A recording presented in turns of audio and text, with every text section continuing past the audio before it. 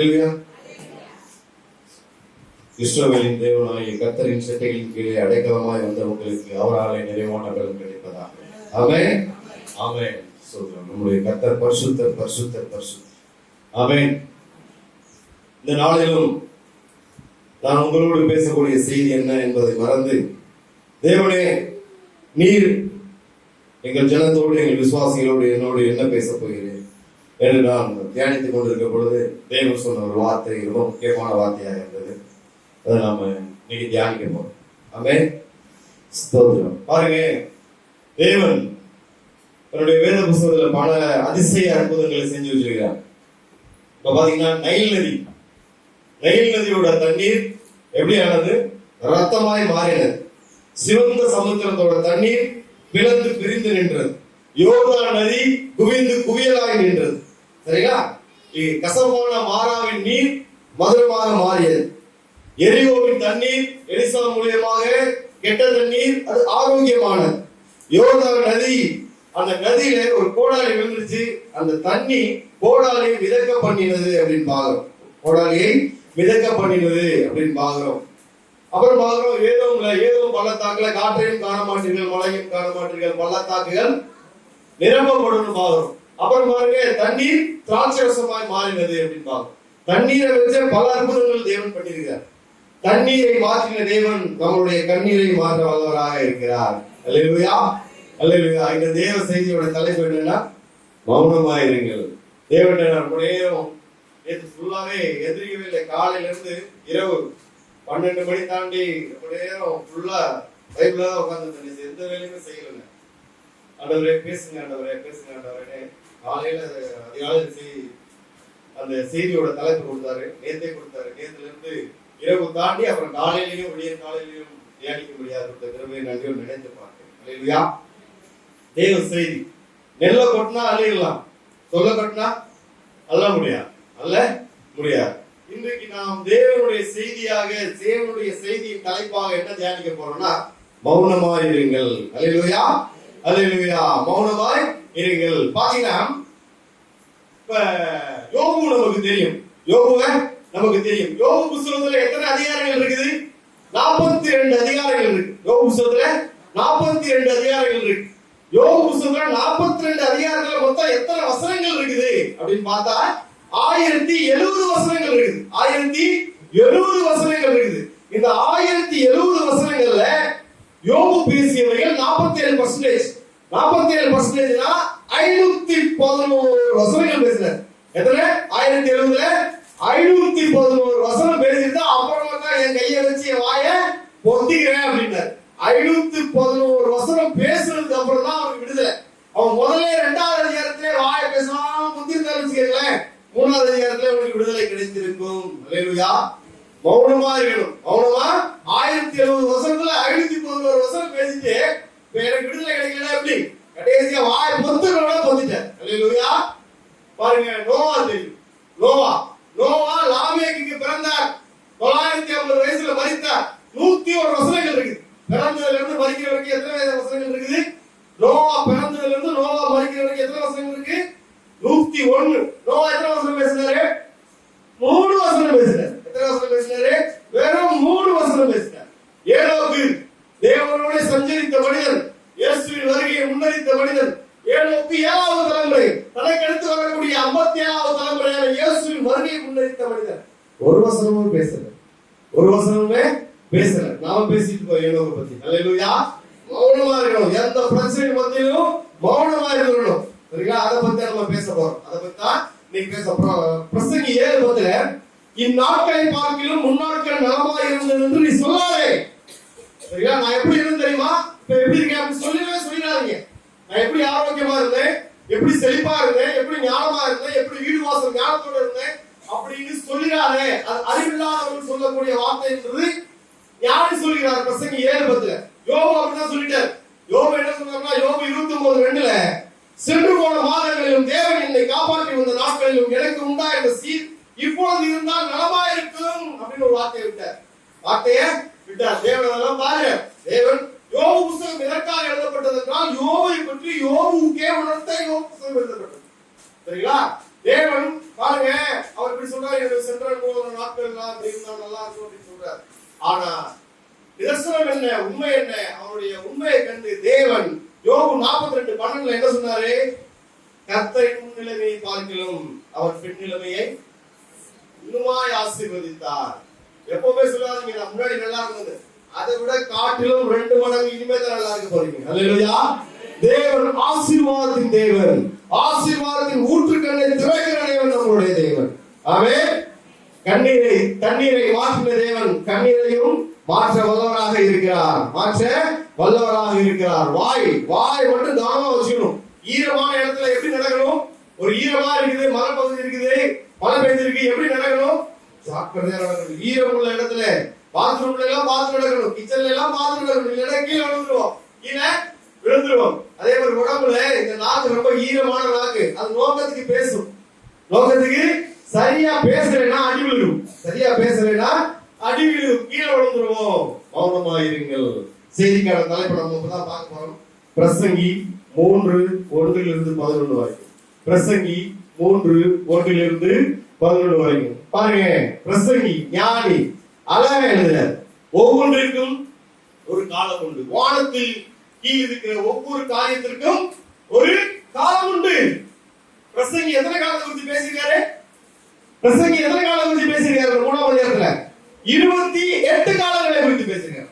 28 காலங்களை குறித்து பேசியிருக்காரு. நமக்கு இன்னைக்கு என்ன தியானிக்க போறோம் அப்படின்னா, என்ன தியானிக்க போறோம்? மௌனமா இருக்க ஒரு காலம் உண்டு. அந்த காலம் தான் இன்னைக்கு. சரிங்களா? மௌனமா இருங்க. கர்த்தர் உங்களுக்காக யுத்தம் செய்வார். கர்த்தர் உங்களுக்காக யுத்தம் செய்வார். ஒவ்வொன்றுக்கும் ஒரு காலம் உண்டு. வானத்தின் கீழ் இருக்கிற ஒவ்வொரு காரியத்துக்கும் ஒரு சமயம் உண்டு. 28 காலங்களை குறித்து பிரசங்கி ஞானி அழகா சாலமோன் எழுதி வச்சிருக்கிறார். சரிங்களா? முடிக்கும் போது எப்படி முடிக்கிறார்னா, அவர் சகலத்தையும், தேவன் சகலத்தையும் அதன் காலத்திலே நேர்த்தியாய் செய்து முடித்திருக்கிறார். இன்னும் பாத்தீங்கன்னா அழகாய் செய்து முடித்திருக்கிறார். நேர்த்தி, அழகு, பர்ஃபெக்ட், தெளிவா, சரிங்களா, செய்து முடித்திருக்கிறார் எல்லாருமே. அதனால பாருங்க, மனுஷன் அவருடைய கிரியை கண்டுபிடியார். ஏன் இது வந்தது, எப்படி வந்தது? யோபு, நான் ஏற்கனவே சொல்லலையா, யோபுட்ட தேவன் சொல்லல எனக்கும் சாத்தானுக்கு ஒரே நாள் நடந்துச்சுப்பா, நான் சாத்தானை உன்னை அனுப்புறேன், சாத்தான் என்ன பண்ணாலும் நீ அமைதியா இரு. தேவன் ஒருபோதும் யோபுட்ட சொல்லல. அது பரலோகத்தில் நடந்த சம்பாஷணை. பூமியில யோபுக்கு நடந்தது தெரியாது. எல்லாரும் தேவனையே நம்பியிருப்பாங்க. தேவனையே நம்பி இருந்த மனிதன் யார் என்றால் அவர் யோபு. தைரியமா சொல்றாங்க, தேவன் முடிஞ்சா தொட்டுப்பார், தொட்டா. ஆனாலும் யோபு தன் உதவியினால் பாவம் செய்யவில்லை, மௌனமா இருந்தான். கடைசி வரைக்கும் தேவனை ஒரு தூஷித்து ஒரு வார்த்தை பேசல. ஒய்ஃப் சொல்றாங்க, தேவனை தூஷித்து தீவனை விடும், வாய மூடிட்டாமா. எந்த சூழ்நிலையிலும் வாயை மூடிக்கொள்றப்ப தான் நம்ம தியானிக்க போறோம். ஒரு 1/2 மணி நேரம், ஒரு 35 நிமிஷம் பேச போறேன். சரிங்களா? நல்லா கவனமா கேளுங்க, நோட்ஸ் எடுங்க. இந்த நோட்ஸ் எழுதி போனா மட்டும் பார்த்தாது, வீட்டுல உட்காந்து தியானிக்கணும். நான் எனக்கு நோட்ஸ் பிரியமா இருக்கும் பொழுது நைட்ல இன்னைக்கு என்ன பாஸ்டர் பேசினாரு, இன்னைக்கு என்ன ஊழியக்காரங்க பேசினாருன்னு உட்காந்து சிந்திப்பா. உட்காந்து சிந்திக்கும் போது தேவன் அதுல இருந்து புதிய புதிய வெளிப்பாடுகளை கொடுப்பா. காலம் உண்டு, ஒவ்வொருத்துக்கும் ஒரு காலம் உண்டு. சரிங்களா? தேவன் அந்தந்த காலத்துல கிரியை செய்ய வல்லவராக இருக்கிறார். அதே பிரசங்கி 9:11 எழுதுறார், ஓடுகிறதுக்கு வேகம் உள்ளவர்களின் வேகமும், யுத்தத்திற்கு சௌரியவான்களின் சௌரியமும் போதாது, பிழைப்பிற்கு ஞானம் உள்ளவர்களின் ஞானமும் போதாது, ஐஸ்வர்யமுடையவர்களுக்கு புத்திமான்களின் புத்தியும் போதாது, தயவுடையவர்களுக்கு வித்துவான்களின் அறிவும் போதாது, அவர்கள் எல்லோருக்கும் சமயமும் தேவ செயலும் ஏற்பட வேண்டும். நமக்கு ஒரு காலம் நிர்ணயிக்கப்பட்டிருக்கிறது. அந்த காலம் இந்த காலம் தான், இந்த நாள் தான், இன்னைக்கு தான், இப்பதான், இந்த நொடிப்பொழுதுதான். தேவன் உங்கள் கட்டுகளையும் என்னுடைய கட்டுகளை மறுக்க வல்லவராக இருக்கிறார். அல்லேலூயா. தேவன் எனக்கு முன்குறித்து அவர் நிறைவேற்றி முடிப்பார் அப்படின்னு ஒரு விசுவாசம் உள்ள இருக்கணும். விசுவாசம் இருந்தாதான் கிரியை செய்ய வல்லவராக இருக்கிறார். அல்லேலூயா. அல்லேலூயா. பாருங்க, விசுவாசம் உள்ள இருக்கணும்.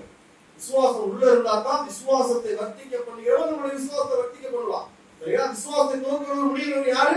இயேசு கிறிஸ்து தான். விசுவாசத்தை வர்த்திக்க பண்ணுங்க ஆண்டவரே. ஒவ்வொரு நாளும் என்னுடைய விசுவாசத்தை நான் எழுதி பிரகாசிக்க வேண்டும். என் குடும்பத்துக்கு, என்னுடைய சமுதாயத்துக்கு, என்னுடைய சபைக்கு நான் அநேகருக்கு வெளிச்சமாய் உப்பா இருக்க வேண்டும். என்னுடைய விசுவாசத்தை வர்த்திக்க பண்ணுங்க ஆண்டவரே அப்படிங்கும்போது தேவன் நம்முடைய விசுவாசத்தை காண வல்லவராக இருக்கிறார். சரிங்களா? பாருங்க, நமக்கு ஒரு காரியம் தெரியல, ஒரு விஷயம் தெரியல, மௌனமா இருந்துடணும். சரிங்களா? சும்மா எனக்கு தெரிஞ்சு அப்படின்னு சொல்லிட்டு நான் செஞ்சேன் அப்படின்னா அடி வாங்குவேன். சரிங்களா? இப்ப பாத்தீங்கன்னா 1 பேதுரு 5:6 ஏற்ற காலத்தில் தேவன் உங்களை உயர்த்தும்படி அவருடைய பலத்த கைக்குள் அடங்கியிருங்கள் போட்டு. அதே ஆகாரை பார்த்து தேவதூதன் என்ன சொல்றாரு? ஆகாரே உன் ஆச்சாரன் போய் அடங்கியிருங்க. அடங்கி இருக்கிறது ஒரு காலம் இருக்கு. அடங்கி இருக்கிறதுக்கு காலம் இருக்குது. அடங்கி இருக்கும் பொழுதுதான் தேவன் நம்மை ஆசீர்வதிக்க வல்லவராக இருக்கிறார். பிரமாணம் தெரியணும். சரிங்களா? ஒண்ணு தெரியலனா பேசாம இருக்கணும். ஒண்ணு தெரியலனா பேசாம இருக்கணும். சங்கீதம் 119:71 என்ன சொல்லுது? நான் உபத்திரவப்பட்டது நல்லது, அதனால ஒரு பிரமாணங்களை கற்றுக்கொண்டேன். யார் சொல்றது? தாவீது சொல்றார். நான் உபத்திரவப்பட்டது நல்லது, அதனால உங்களுடைய பிரமாணங்களை கற்றுக்கொண்டேன். இப்ப பாத்தீங்கன்னா 2 சாமுவேல் 24 அதிகாரத்துல 2 சாமுவேல் 24 அதிகாரத்துல தாவீது ராஜாவா இருக்கிறான், யோவாப் சேனாதிபதியா இருக்கான். அப்ப தாவீதோட உள்ளத்தை சாத்தான் ஏவுறான். உன்னுடைய யூதா கோத்திரத்தையும் மற்ற கோத்திரத்தையும் கணக்கிடு அப்படி சொல்லும் பொழுது பாருங்க, இது தெரியல. தாவீதுக்கு பிரமாணம் தெரியல. தாவீதுக்கு பிரமாணம் தெரியல. ஏற்கனவே ஒரு பிரமாணம் தெரியாததுனால இவனால ஒரு உயிர் போச்சு. யாரு அப்படின்னா ஊசா. பாருங்க, மாடு மனிதன் சுமக்க வேண்டிய பெட்டியை மாடு சுமந்ததால் மனிதன் செத்து போனான். உடன்படிக்கை பெட்டியை யார் சுமக்கணும்? கோகாத் புத்திரர் சுமக்கணும். அந்த பெட்டியை யார் சுமக்க வச்சது? தாவீது ஒரு புது மாட்டு வண்டி செஞ்சு அந்த பெட்டியை மாட்டு வண்டியில வச்சதுனால மனிதன் செத்தான். சரிங்களா? பிரமாணம் தெரியல. அப்புறம் மனிதன் பிரமாணம் தெரிஞ்சு ஐயோ படித்துக் கொள்ளுங்கள் அப்படின்னு சொல்லிட்டு லேவி புத்திரர் தான் சுமக்கிறது ஒரு ஆர்டர் போட்டார். பிரமாணம் தெரியல, அதனால ஊசா செத்து போனான். மனிதன் சுமக்க வேண்டியதை மாடு சுமந்ததால் மனிதன் செத்தான். அப்புறம் மாடு கரெக்டா சுமந்ததுனால மறுபடியும் மாட்டு அடிச்சு எல்லாத்தையும் விருது பண்ணிட்டார். அப்புறம் இன்னொரு தப்பு பண்ணார் தாவீது. என்ன தப்பு பண்ணார்னா 2 சாமுவேல் 24 அதிகாரம் 1 தாவீது பாருங்க, சாத்தானால் ஏவப்பட்டு யூதால எத்தனை போதகர்கள் இருக்காங்க, இஸ்ரவேல்ல எத்தனை போதகர்கள் என்ன போது, யூதால 5 லட்சம், இஸ்ரவேல்ல 9 லட்சம், மொத்தம் 13 லட்சம் தன்னுடைய பிறவியை நிலநாட்டா பாருங்க. யோவாப் முதல்ல சொல்றான், ஆண்டவரே இது என்ன வேணா இது தேவனுக்கு அடுக்காது அப்படிங்கிறான். பாருங்க, அநேகருக்கு தெரியாத ஒரு விஷயத்தை சொல்றேன். இஸ்ரவேல்ல மக்கள் தொகை என்னன்னா, வீரர்கள் என்னன்னா பலி செலுத்தணும். எடுத்துக்கொள்ளலாம்.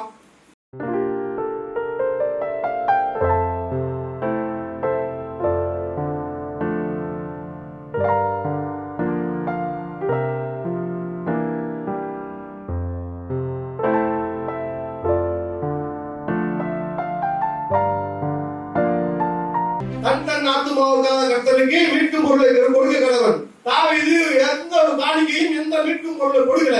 தேவனுக்கு கோபம் வந்துச்சு பாருங்க. அடிசான அடி. எத்தனை பேர் செத்தான்? 70,000 பேர் செத்தாங்க. ஒருத்தர் 2 பேர் சாகல. பிரமாணம் தெரியல. அங்க ஊசா செத்தா. மறுபடியும் பிரமாணம் தெரியல. ஒரு படைவீரனை எண்ணும் போது என்ன வரணும் தெரியல. தாவீதுக்கு பிரமாணம் தெரியல. எத்தனை பேர் செத்தா? 70 பேர் செத்தா. 70,000 பேர் செத்தான். சரிங்களா? அப்புறமாட்டுதான் ஒரு நாள் காலத்துல அதை வாங்கி அதை பலிபிடும் சர்வாங்க தகன பலியும் சமாதான பலியும் இல்ல. அப்ப பிரமாணம் தெரியல. தேவனுக்கு அடுத்த பிரமாணம் தெரியலன்னா மௌனமா இருக்கணும். தாவீது பெரிய சங்கீதக்காரன். தெரியல, பிரமாணம் தெரியாததுனால அடி வாங்கி ஓத்திரப்பட்டுதான் சொல்றான். சங்கீதம் 119:71 நான் ஓத்திரப்பட்டது நல்லது, அதனால் ஒரு பிரமாணங்களை நான் கற்றுக்கொள்கிறேன். யாருக்கு பிரமாணம் தெரியலையோ அவனுக்கு மிதி விழுதுமா கத்த சொல்றார். 119:18 119:118 படிக்கலாம். 119:118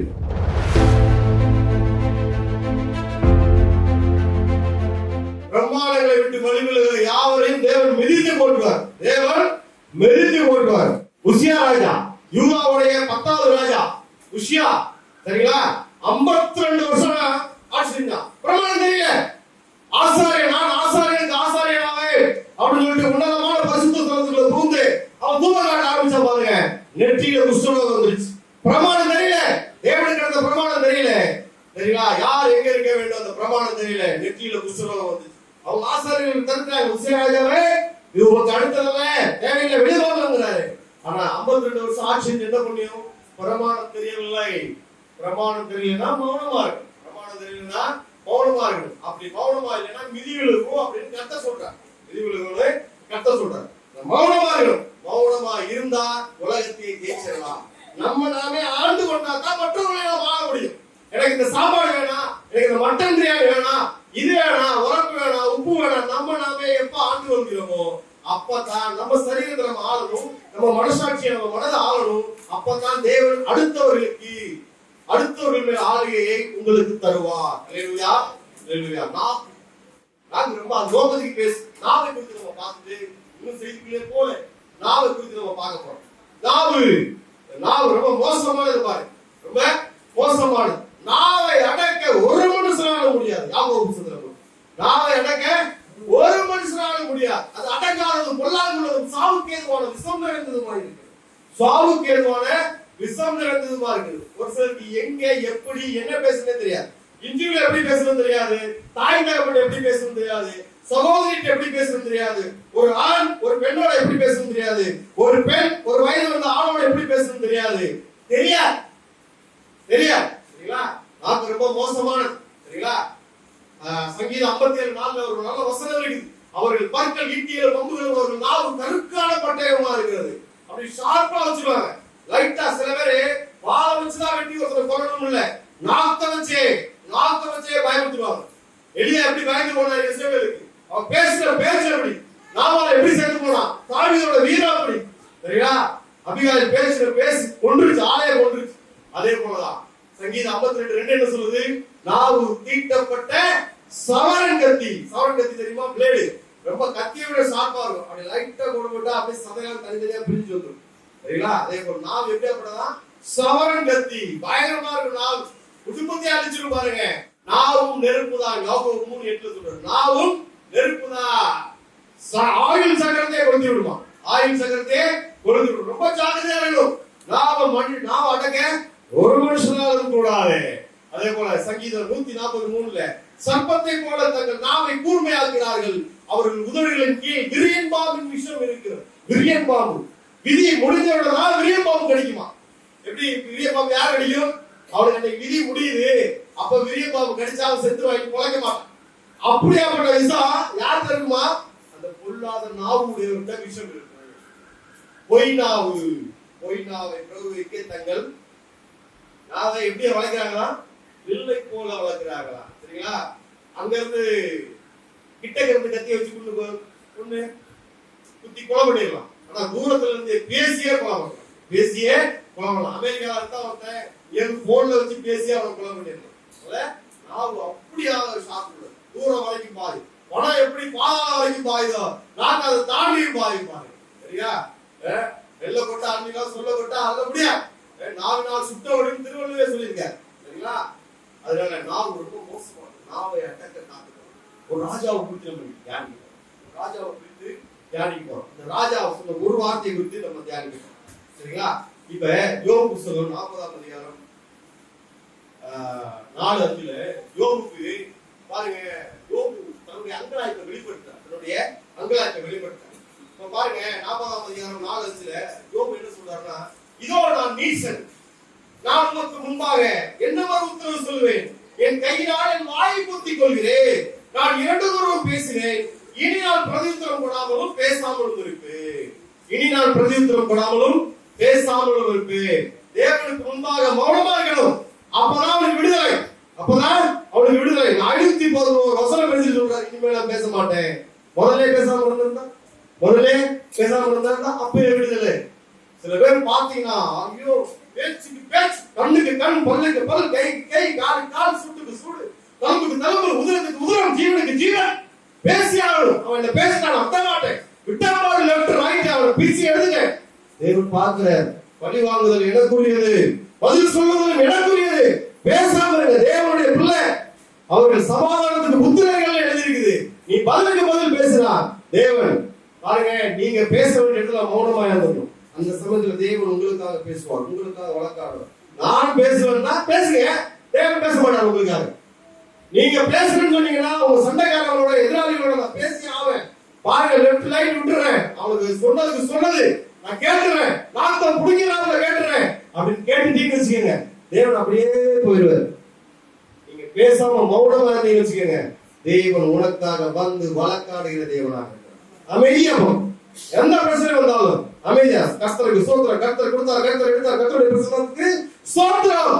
தேவனுடைய பிள்ளையானால் நீ பேசாம இரு சரிங்களா? அப்பதான் தேவன் உங்களுக்காக யுத்தம் செய்வான்.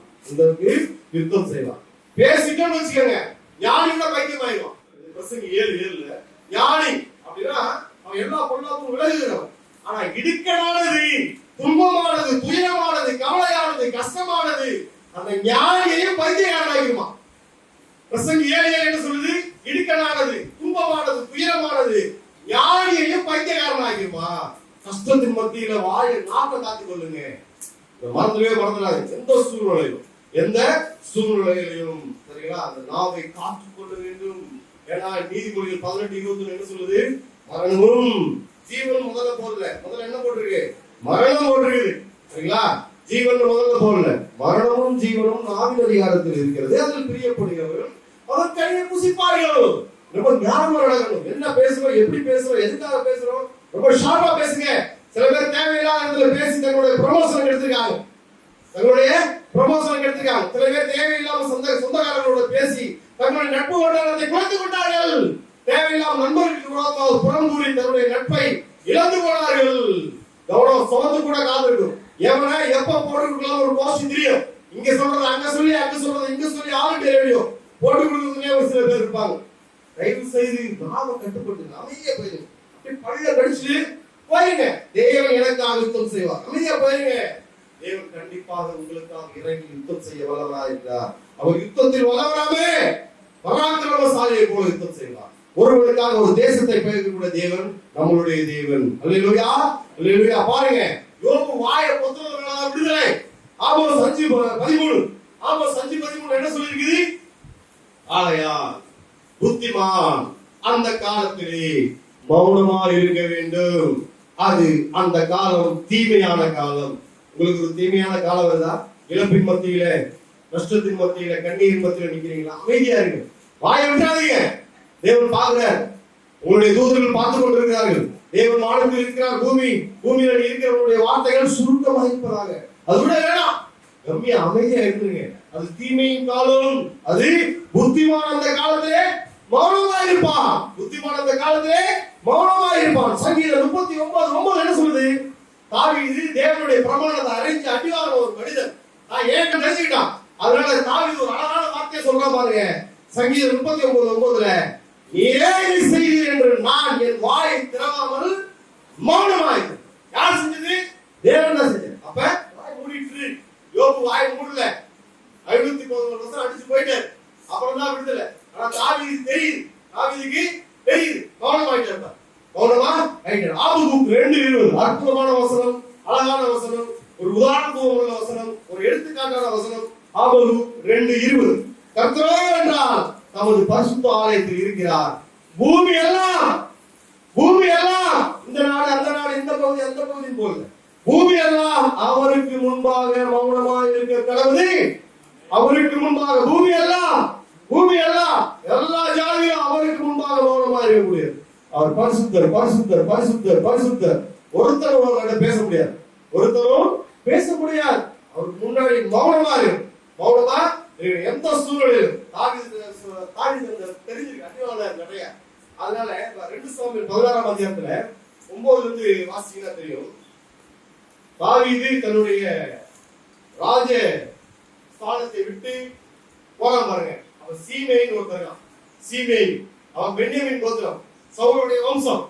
பாருங்க, தூசிக்கிறான். ரத்த பேரியாளர் மகனே தொலைந்து போ அப்படின்னு அவன் ராஜ்யபாரத்தை இழந்த உடனே ரொம்ப கிண்டலா கேலியா பேசுறான் பாருங்க. அப்ப அவன் தாவீது பக்கத்துல வருகிறான். அசகாய சூரன் யோவாபுக்கு சரிசுகிறான ஒரு வல்லவன் அபிஷாய், யோவாபுடைய தம்பி சரியாவின் குமாரன். அதாவது தாவீதோட அக்கா பையன் சரியா, அதாவது பையன் அபிஷாய் அசகாய சூரன் ராட்சசனே கொண்டு போட்டவன். கத்திய விடுறான். போட்டவா தலையை வெட்டிடுவா அவனே அப்படிங்கிறான். ஏய் சரியாவின் குமாரனே, உனக்கு எனக்கு என்ன? இது கருத்தை கட்டளைட்டு இருக்காருப்பா. அவன் என்ன தூசிக்கணும்னு கருத்தை கட்டளைட்டு இருக்காரு. அமைதியாரு. உங்களை யாராவது தூசிச்சுட்டோம்னு வச்சுக்கோங்களேன், யாராவது கேள்வி கிண்டல் பண்ணா அப்படி தலையை தோண்டி உள்ள முலாப்பு சொல்லப்போ ஐயோ எப்படி பேசினாங்க, இப்படி பேசினாங்க விடலாமா? ராஜா தாவீது அமைதியா போனான். கர்த்தரே இதை செய்தார். அமைதியா போயிட்டான். படிச்சு பாருங்க. கர்த்தர் ராஜாவுக்கு எதிராக ஒருத்தரும் தலையை திரும்ப கூடாது. பேசுறான் பாருங்க. அமைதியா போயிட்டான். கர்த்தர் தான் இதை செஞ்சாரு. கர்த்தர் அவனுக்கு சொன்னார். ஆகையால் ஏன் இப்படி செய்கிறேன் என்று கேட்கத்தக்கவன் யார்? அருமையா பேசுற. மௌனமா இருங்கள். எந்த சூழ்நிலையிலும் மௌனமா இருக்கட்டும். பாருங்க, அதிலே 16:11 2 சாமுவேல் 16:11 அவன் தூசிக்கட்டும். அப்படி செய்ய கர்த்தர் அவனுக்கு கட்டளையிட்டு இருக்கிறார். கர்த்தர் அவனுக்கு கட்டளை இருக்கா? நம்மளை எடுத்து ஒருத்தர் பேசுறான்னா எல்லாம் தெரிஞ்சுட்டோம், எடுத்து பேசுறாரு, அமைதியா போயிடும். சரி, என்ன ஆக போகுது? என்ன ஆக போகுது? ஒன்னும் ஆக நம்ம வேலையை செஞ்சோம். பாத்தீங்க, அப்சலோமை கொன்று தாவீது ஜெயவீரனா எருசலேமுக்கு திரும்பி வர. ஜெயவீரனா இப்ப சீமையோட நிலைமை என்ன? சீமை என்ன சொன்னா, ரத்தப்புரியனே பேழையான் மகனே தொலைந்து போனே கற்களையும் மண்ணையும் எடுத்து வீசிக்கொண்டு வந்தவன். இப்ப ராஜா தாவீது ராஜா ஜெயவீரனாய் மறுபடியும் உள்ள வர்றா. முதலா தீவிரித்து வந்தான். வந்து என்ன பண்ணா, தாவீது கால நெடுஞ்சான் கிடையாது விழுந்தான். உங்களை எதிர்த்தவர்களும் உங்களை தூஷித்தவர்களும் உங்கள் காலில் விழுகிற நாள் சமீபமாக இருக்கிறது. அமைதியா இருக்கணும். என்ன பண்ணணும்? அமைதியா இருக்கணும். பேச்சுக்கு பேச்சு, கண்ணுக்கு கண், பல்லுக்கு பல், பேச்சுக்கு பேச்சு, உதிரத்துக்கு உதிரம், ஜீவனுக்கு ஜீவன் எழுத போயிட்டா கர்த்தர் அமைதியா திரும்பி போயிடுவார். எதுவுமே கண்டுக்க மாட்டார், எதுவுமே கண்டுக்க மாட்டார். தாவீது அமைதியா போனா. தாவீதுக்காக கர்த்தர் யுத்தம் செய்தார். நீ புறப்படுறதுக்கு முன்னாடி நான் உனக்கு புறப்பட்டு நான் உனக்காக யுத்தம் செய்வேன் சொன்னாரு. அதே மாதிரி யுத்தம் செய்து தாவீதுக்கு ராஜ்யபாரத்தை திருப்பி கொடுத்தாரு. சீமேயி செத்த முகமாய் போனான். சீமேயி செத்த முகமாய் போனான். தன் இளம் பிராயத்தில் புலம்பல் புஸ்தகம் 3ஆம் அதிகாரம் 27-28 வசனங்கள்ல நல்ல வசனங்க. புலம்பல் புஸ்தகம் 3ஆம் அதிகாரம் 27-28 இதெல்லாம் படிக்கணும். தன் இளம் பிராயத்தில் நுகத்தை சுமக்கிறது மனுஷனுக்கு நல்லது. தன்னுடைய வாழ்வு வயசுல கஷ்டத்தை அனுபவிக்கிறது மனுஷனுக்கு நல்லது. அவன் என்ன நினைக்கிறோம் அதை பத்தி? தேவனே அதை தன் மேல் வைத்தார் என்று அவன் தனித்திருந்து மௌனமாக இருக்கிறவன். தனித்திருந்து மௌனமாக இருக்கிறவன். உலகத்துல எல்லாருக்கும் பிரச்சனை தான். உங்களுக்கும் பிரச்சனை இருக்கு, பேசுற எனக்கும் பிரச்சனை இருக்கு, எல்லாருக்கும் பிரச்சனை இருக்கு. கோடீஸ்வரனுக்கும் பிரச்சனை இருக்கு, பிச்சைக்காரனுக்கும் பிரச்சனை இருக்கு. பிரச்சனை இல்லாத மனுஷனே கிடையாது. வீட்டுக்கு வாசப்படிதான், சரிங்களா? ஆனா அவன் என்ன பண்ணுமா? தேவன் தான் வச்சிருக்காரு. எல்லாத்துக்கும் காலம் உண்டு. 28 வரை காலம் பார்த்தோம்னே மௌனமாக இருக்க வேண்டிய காலம் இது. மௌனமாக இருக்க வேண்டிய காலம் இது. புத்திமான் தான் அதை பார்த்து சொல்லிருக்காரு ஆண்டவர். அமைதியா இரு. பாருங்க, யாத்திராவும் 14 எதிர்காலம் வசனம் சொல்லுங்க இல்லையா? கர்த்தர் உங்களுக்காக யுத்தம் பண்ணுவார், நீங்கள் சும்மா இருப்பீர்கள். நீங்கள் சும்மா இருப்பீர்கள். நம்ம சும்மா இருக்கணும், அவர் யுத்தம் பண்ணுவார். நம்ம யுத்தம் பண்ணோம்னா அவரு சும்மா இருக்காரு. சரி, அப்புறம் தான் அடி வரும். நமக்கு தான் அடி நிறைய வரும். நமக்கு தான் அடி நிறைய வரும். சங்கீதம் 53. நம்ம சும்மா இருந்தா தேவன் என்ன பண்ணுவார்? நம்ம சும்மா இருந்தா தேவன் என்ன பண்ணுவார்? அதை பார்க்கணும். சங்கீதம் 53 என்ன போட்டிருக்கு? நம்முடைய தேவன் வருவார், மௌனமாயிரார், அவருக்கு முன் அக்கினி பட்சிக்கும், அவரை சுற்றிலும் மகா புசல் கொந்தளிப்பார்கள். அதோட நிறுத்தாம ஏசாயா 65:6 நான் மௌனமாயிராமல் சரிக்கு சரி கட்டுகிற தேவன். அல்லேலூயா. நான் மௌனமாயிராமல் சரிக்கு சரி கட்டுகிற தேவன் அப்படிங்கிறார்.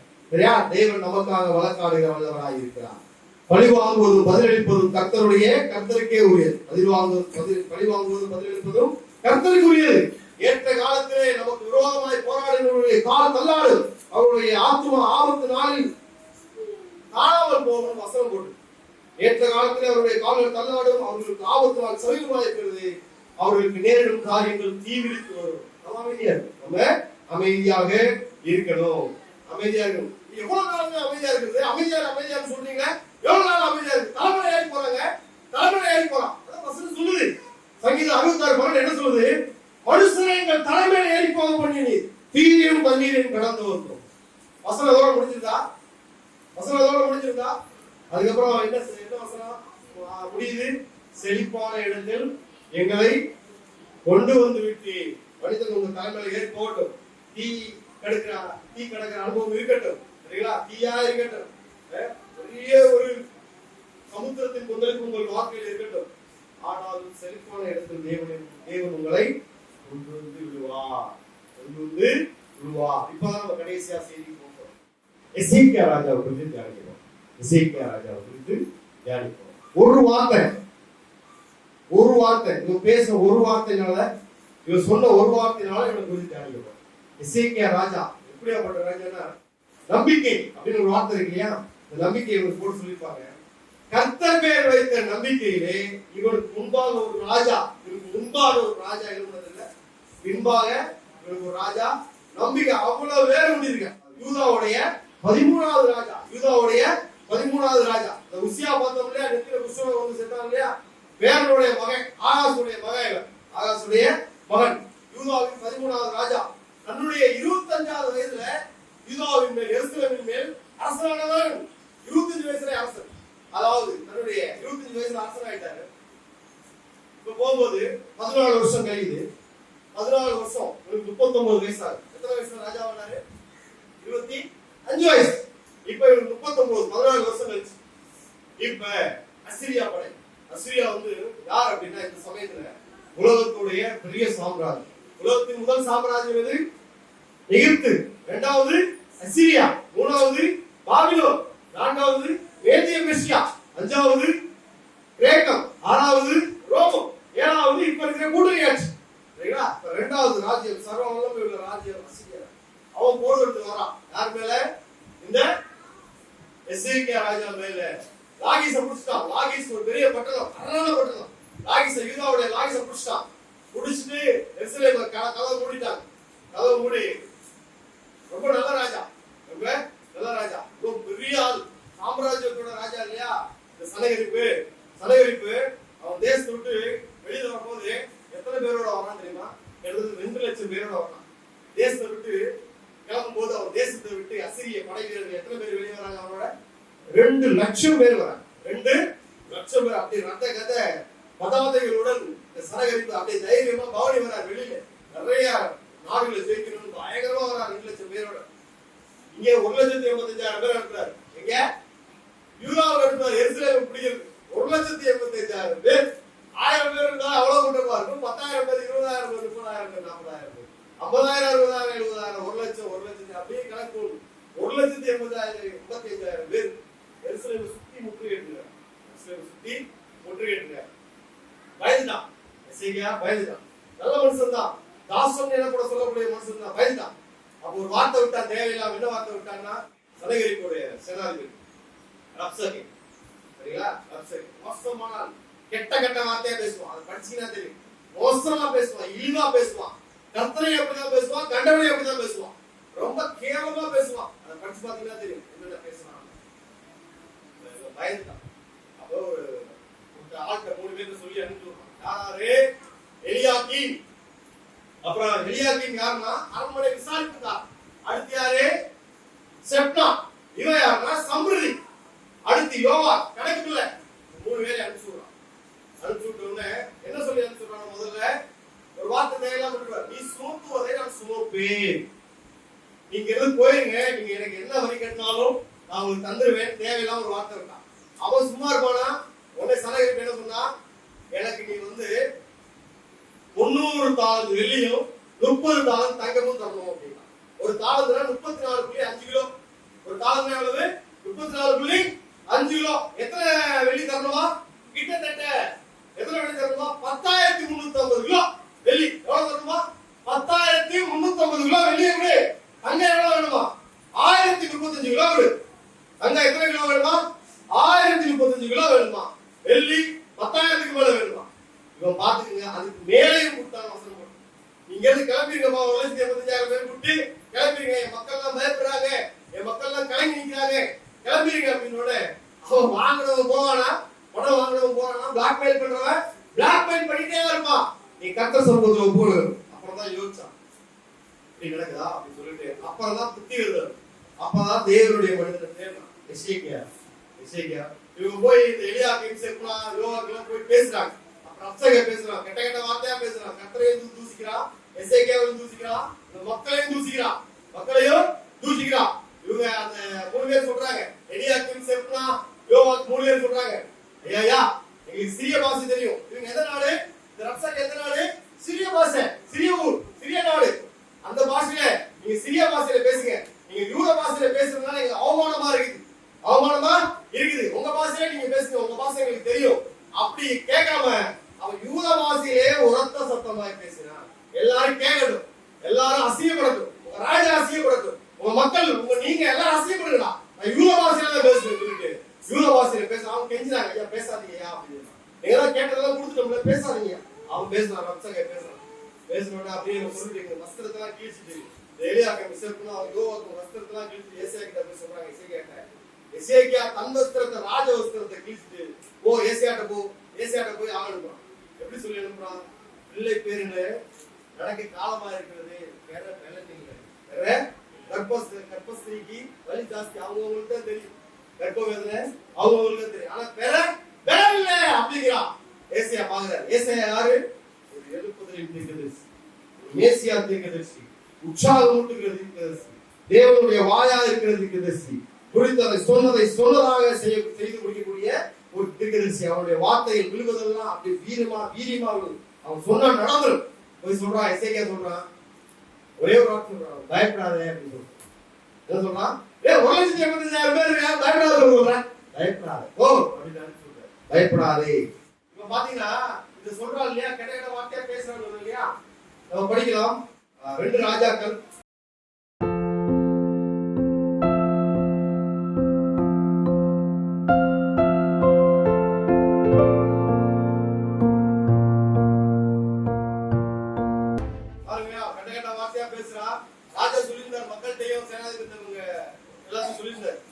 என்ன வேணாலும் பேசட்டும், நீ என்ன பண்ணு, மௌனமா இரு. மௌனம். அவன் பேசுறான், பேச்ச அடிச்சு போய் பேசிட்டே இருக்கான். மக்கள் என்ன சொல்றாங்க? மக்கள் என்ன பண்ணாங்க? வாய் பூட்டி மௌனமா இருந்தாங்க. ஏன்னா ராஜா உத்தரவு சொல்லியிருக்காரு, ராஜா ஒருத்தரும் பேசக்கூடாது அப்படின்னே பேசாம எசேக்கியா ராஜா நடத்தினோடனே எசேக்கியா அவன் தேசத்துக்கே போயிடுவான், அங்க போய் சாவான், கவலைப்படாம இரு அப்படின்னு சொன்னோடனே, கேட்ட வார்த்தைகளை குறித்து பயப்படாதே, கேட்ட வார்த்தைகளை குறித்து பயப்படாதே, அவன் தேசத்திலே பட்டயத்தால விழ பண்ணுவேன், பட்டயத்தால விழ பண்ணுவேன். பாருங்க, மறுபடியும் நப்சக சும்மா இல்ல, மறுபடியும் ஒரு லெட்டர் எழுதுறான், நிருபத்தை எழுதுறான். உடனே சரணடைஞ்சிரு, உடனே சரணடைஞ்சிரு. உன் தேச மக்கள்லாம் அசிரியாவுக்கு கூட்டிட்டு போகணும், சரிங்களா, அடிமைகளா கூட்டிட்டு போகணும். ஒரு லெட்டர் எழுதுறாரு. இந்த லெட்டரை யார் எழுதுறாங்க? எசேக்கியா எழுதுறான். எசேக்கியா தேவனுடைய மனிதன், சரிங்களா. என்ன பண்றான்? ஏசாயா நல்லா வார்த்தை சொல்லியிருக்காரு. லெட்டரை எடுத்துட்டு போய், அடுத்த ஸ்லைட், லெட்டரை எடுத்துட்டு போய் எங்க வச்சு படிச்சானா? தேவ சமூகத்துல, தேவ ஆலயத்துல வச்சு படிச்சிருக்கான். எல்லாத்தையும் தேவனுக்கு ஒப்பு கொடுத்துட்டான். மிஸ்பாவிலே எப்தா தன்னுடைய வார்த்தையை சொன்னார். அல்லேலூயா. தேவ சமூகத்திலே அண்ணா தன்னுடைய வார்த்தையை சொன்னார். தேவ சமூகத்திலே எசேக்கியா தன்னுடைய நிலைமையை சொன்னார். வானத்துக்கும் பூமிக்கும் உண்டாயின தேவன் எல்லாத்தையும் பாக்குறார், எல்லாத்தையும் பாக்குறார். 4 சொல்லுவாங்க இல்லையா, 4 தன்னுடைய வல்லமையை விளங்க கொண்டு கொடுத்து, தன்னுடைய வல்லமை விளங்க கொண்டு கொடுத்து, கர்த்தருடைய கண்கள் பூமி எங்கும் உலாவிக் கொண்டிருக்கிறது. யாருக்கு தன்னுடைய வல்லமை அனுப்பலாம்? எசேக்கியாவுக்கு அனுப்பலாம். அழுதா ராஜா அழுது தேவ சமூகத்துல தன்னை தாழ்த்திட்டான். ராஜா மறந்து தேவனுக்கு முன்பாக தன்னை தாழ்த்தி விட்டான். தேவன் அதான் பார்க்கிறார். பெருமை உள்ளவனுக்கு கர்த்தர் ஏத்து நிற்கிறார், தாழ்மை உள்ளவனுக்கோ கிருபை அளிக்கிறார். எசேக்கியா தன்னை தானே தாழ்த்தின மனிதனாக இருந்தான். மௌனமா இருந்தான். ஒரு வார்த்தை சொன்னான், அமைதியாரே அமைதியாரே. ஒருத்தர் சொல்லல, தேசத்துக்கே சொன்னான். தேசமும் இவருடைய வார்த்தையை கேட்டு கீழ்ப்படிந்தது. தேசமும் இவருடைய வார்த்தையை கேட்டு கீழ்ப்படிந்தது அப்படின்னு பாக்குறோம். அப்படியே தேவ சமூகத்துல சொன்ன உடனே போறீங்க 19-14 உடனே அவன் கர்த்தருடைய ஆலயத்துக்கு போய் நிருபத்தை கர்த்தருக்கு முன்பாக விரித்து, கேருபீன்கள் மத்தியில் வாசம் பண்ணுகிற இஸ்ரவேலின் தேவனாகிய கர்த்தாவே. அதாவது ஆர்மியில முடிக்கும் போது எப்படி முடிக்கிறாரு? இப்போது நீங்கள் தேவனாகிய கர்த்தாவே, நீ ஒருவரே தேவனாகிய கர்த்தர் என்று பூமியின் ராஜ்யங்கள் எல்லாம் அறியும்படிக்கு எங்களை அவன் கைக்கு நீங்களாகி ரட்சியும் என்று விண்ணப்பம் பண்ணினார். நீ ஒருவர் தான் தேவன், நீ ஒருவர் தான் தேவன். அவன் சொல்லுவான் ரட்சக, அந்த தெய்வம் அந்த தேசத்தை விடுதலை செய்யல, இந்த தெய்வம் இந்த தேசத்தை விடுதலை செய்யல, உங்க தேசம் உங்க தெய்வம் உங்க தேசத்தை விடுதலை செஞ்சுமா. ரொம்ப நக்கலா பேசுறான். ஆனா இவனுக்கு தெரியும், என்னுடைய தெய்வம் என்னுடைய தேசத்தை விடுதலை செய்யும். அல்லேலூயா. உங்களுடைய தேவன் உங்களை விடுதலை செய்ய வல்லவராக இருக்கிறார். நம்பிக்கையிலே வல்லவனாக இருந்தான், நம்பிக்கையிலே வல்லவனாக இருந்தான். இப்ப பாருங்க, ஏசாயா மூலமாக எசேக்கியாவுக்கு பதிலை தருகிறவராக இருக்கிறார், பதிலை தருகிறவராக இருக்கிறார். பாருங்க, அந்த அசிரியாவை குறித்து எசேக்கியா மூலமா ஏசாயா மூலமா என்ன செய்தி சொல்றாங்கன்னா, அந்த 2 ராஜாக்கள் 18ஆம் அதிகாரம் 22ஆம் வசனத்துல, யாரை நிந்தித்து தூசித்தாய், யாருக்கு விரோதமாய் உன் சத்தத்தை உயர்த்தினாய், நீ இஸ்ரவேலின் பரிசுத்தத்துக்கு விரோதமாக அல்லவா உன் கண்களை வேற்றுமையாக ஏறெடுத்தாய். சரி, அப்படி தேவன் கொந்தளிச்சு பேசுறார். சும்மா பேசினாலே பல கோடி பேர் செத்துருவாங்க. தேவன் கொந்தளிச்சு பேசுறார், தேவன் கொந்தளிச்சு பேசுறார். அந்த 19:27 என்ன போட்டிருக்கா? 19ஆம் அதிகாரம் 27ஆம் வசனத்துல, உன் இருப்பையும் உன் போக்கையும் உன் வரவையும் எனக்கு விரோதமாக கொந்தளித்திருக்கும் அறிவேன். நீ எனக்கு விரோதமாக கொந்தளித்து வீரியம் பேசினது செவிகளில் ஏறினால் நான் என் துரட்டை உன் மூக்கிலும் என் கடிவாளத்தை உன் வாயிலும் போட்டு நீ வந்த வழியே உன்னை திரும்பி கொண்டு போகவே பண்ணுவேன் என்று கர்த்தர் அவனுக்கு சொன்னார். யாருக்கு விரோதமா பேசுறேன்? கர்த்தர் என்னுடைய பிள்ளைக்கு நீ எப்படி விரோதமா பேசலாம்? ஒருவனுக்காக ஒரு தேசத்தை பகைத்த தேவன். எசேக்கியாவுக்காக அசீரியா தேசம். அந்த இஸ்ரேல் சுத்தி எத்தனை பேர் நிக்கிறாங்க? 1,85,000 பேர். சேனாதிபதி இருக்கிறார், பெரிய பெரிய கணக்க பிள்ளைகள், பெரிய பெரிய சம்பிரதிகளா இருக்காங்க, மந்திரிகளா இருக்காங்க. 1,85,000 பேர். இந்த சம்பவம் 3 புத்தகத்தில் எழுதியிருக்கு. நாலாகமத்தில் எழுதியிருக்கும், ராஜாக்கள் எழுதியிருக்கும், எஸ்ஐயாவில் எழுதியிருக்கும். அழகா படிச்சு 3 புத்தகத்தில் எழுதி. அன்று ராத்திரியிலே சம்பவித்தது என்னவென்றால் பாருங்க, இதோ ஏசாயா புத்தகத்துல ஒரு தூதன் இருக்கான். எப்படியாப்பட்ட தூதனா? இதோ தானியும் வல்லமையுடைய தூதன் ஒருவன் ஆண்டவரிடத்தில் இருக்கிறான். அவன் கண்மலையை போலவும் சங்கார புசல் போலவும் புரண்டு வருகிற வெள்ளம் போலவும். அந்த அன்னைக்கு ராத்திரியில அந்த தூதன் இறங்கினான். மிகாவில் இறங்கல. மிகாவில் இறங்கினா தாங்க மாட்டாங்க. ஒரு தூதன் இறங்கினான் தான் போட்டு. மிகாவில் பிரதான தூதன் இறங்கினா பாருங்க, பூமி கொள்ளாது. பிரதான தூதன் இறங்கினா பூமி கொள்ளாது. பிரதான தூதனை சிருஷ்டித்த இயேசு இறங்கினார். சண்ட அண்ட சராசரங்களும் பிரபஞ்சங்களும் கொள்ளாதே, வானாதி வானங்களும் அவரை கொள்ளாதே. சாதாரண தூதன் இறங்கினார். அந்த தூதன் அந்த ராத்திரியிலே சம்பவித்தது என்னவென்றால், கர்த்தருடைய தூதன் புறப்பட்டு அசிரியரின் பாதத்தில் 1,85,000 பேரை சங்கரித்தார். அதிகாலமே எழுந்திருக்கும் போது இதோ அவர்கள் எல்லோரும் செத்த பிரேதங்களாக கிடந்தார்கள். யார் எந்திரிக்கும் போது? அதான் செத்துட்டாங்க. அதிகாலை எந்திரிக்கும் போது ராஜாவும் மக்களும் பயத்துல தூக்கம் இல்லாம தூங்குறாங்க. அதிகாலையில செய்தி வருது, ஆண்டவரே ஒருத்தவங்க கூட உயிர் இல்ல, 1,85,000 பேர். ஒருத்தர் செத்தானா? 2 பேர் செத்தானா? அடிச்சு தூங்கிட்டே இருக்காரு. 1,85,000 பேர். 1,80,000 அப்படி படிக்கணும். ஒருத்தர் செத்தானா? 1000 பேர் செத்தானா? 2000 பேர், 1,80,000 பேர். எத்தனை பேர் கொண்டது? ஒரே பாத்தீங்கன்னா 3 வசனங்களை போட்டிருக்கோம். 2 ராஜாக்கள் 19:35, 2 நாளாகமம் 32:21, ஏசாயா 37:36. அழகா போட்டிருக்கோம். அந்த சனகரி தேசத்தை விட்டு புறப்படுவது எப்படி புறப்பட்டான்? 2 லட்சம் பேரோட ரத கதை பதாகைகளுடன் 2 லட்சம் பேரா கம்பீரமா, நான் தானே ராஜா, என்னை எதிர்க்க எவனும் இல்ல அப்படின்னு தைரியமா நெஞ்ச நிமித்தி அப்படி போர் கீழங்களோடு பவனி கிளம்புறான். அப்படி போர் முரசு கூட்டி வெளியே போறான். திரும்ப அந்த சனகரி 1,80,000 பேர் செத்தாங்க இல்லையா? 1,00,000 பேர் எல்லாம் செத்துட்டாங்க. இப்ப சனகரி எங்க போகணும்? அவருடைய தேசத்துக்கு போகணும். எப்படி போனானா? செத்த முகமாய் போனான். இப்ப 1,85,000 பேருக்கும் மனைவிமார் இருப்பாங்க இல்லையா? 1,85,000 பேருக்கு மனைவிமார் இருப்பாங்க, அம்மாமார், தகப்பன்மார், சகோதரிமார் இருப்பாங்க இல்லையா? தூசித்து ராஜாவை பழியா சொல்லி கொண்டாங்க. அவன் தேசத்திலே இருந்து விட்டான்னு போட்டு இவன் என்ன பண்றான்? இவன் தேவனை தூசிட்டான் இல்லையா? தேவனை தூசிக்க வச்சான் இல்லையா? இவன் போய் அவனுடைய தேவத்தை கொல்லும் போது அவன் கர்ப்பப்பிறப்பான குமாரர்களை அவனை வெட்டி போட்டாங்க. மௌனமா இருக்கணும். ஒரே ஒரு வார்த்தை தான். எசேக்கியா என்ன பண்ணாரு? 1,80,000 பேரை பார்த்துட்டு செத்தா சாகம் போருக்கு போவோம் அப்படி சொல்லல. பூமி அனைத்தும் அவருக்கு முன்பு மௌனமா இருக்க கடவுள். கடைசி வசனம் பார்த்து முடிக்கிறோம். எசேக்கியா இதுக்கு பிறகு பயங்கரமா உயர்த்தப்பட்டான். படிக்கலாம், நல்லா சத்தமா படிக்க. 2 நாளாகும்.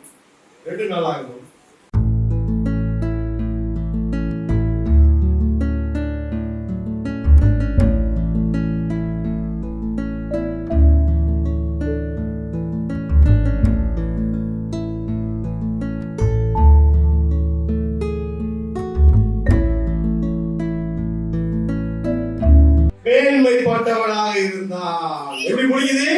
சகல ஜாதிகளின் பார்வைக்கும் எசேக்கியா ராஜா மேன்மைப்பட்டவனாக இருந்தான்.